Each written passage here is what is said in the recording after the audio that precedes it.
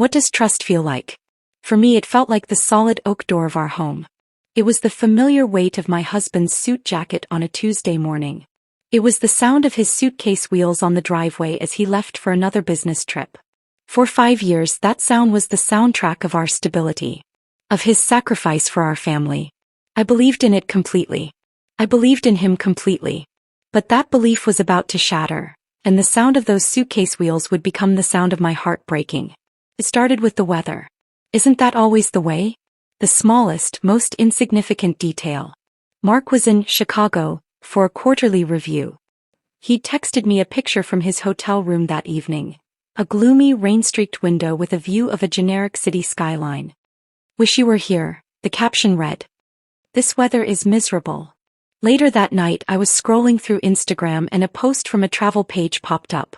It was a stunning, sun-drenched photo of Chicago's Navy Pier, taken just that afternoon. The timestamp was only a few hours before Mark's text. A cold knot tightened in my stomach. Maybe it rained later, I reasoned. But the doubt was a seed, and it had found fertile ground. The next day I did something I'd never done before. I felt a wave of shame as I did it, but I couldn't stop myself. I logged into our shared cell phone account online. My eyes scanned the list of numbers from his last trip. And there was a number with a 312 area code, Chicago. But it wasn't the number itself that made my blood run cold. It was the frequency. Dozens of texts a day. Calls that lasted over an hour late into the night. And in the contact name he hadn't even tried to hide it. Jenny Client Liaison. Client Liaison. It sounded so professional, so sterile. But my intuition, that primal part of me, screamed that it was anything but. A week later he announced another trip.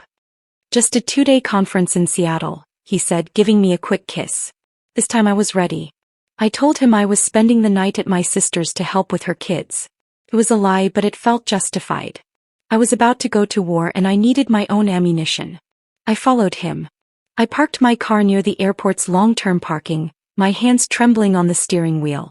I saw him get out, but he didn't walk towards the terminal. He walked with purpose to the short-term parking lot. A red sedan pulled up. The driver was a woman with long blonde hair. He opened the passenger door, leaned in, and they kissed. Not a peck. A long, familiar kiss. They didn't go to the airport. They drove out of the parking lot and merged onto the highway heading away from the city. I followed, my heart pounding in my ears. 20 minutes later, they pulled into the valet of a beautiful, secluded boutique hotel. It was the kind of place we used to go for anniversaries. I sat in my car across the street watching them walk inside, his arm around her waist. There was no conference. No Seattle. He was having an affair just a 30-minute drive from our home.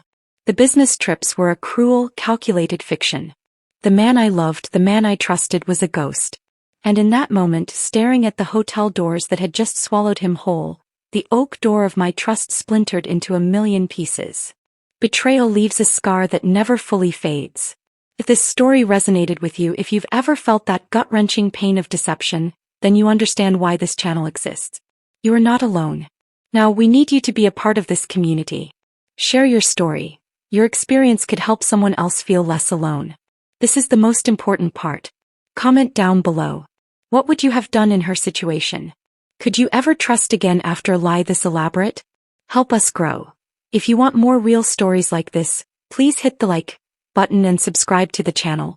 We post new stories of lies, cheating, and betrayal every week to help us all navigate the complexities of trust. And don't forget to tap the notification bell so you never miss a new story. Thank you for watching. Stay strong and remember to trust your intuition.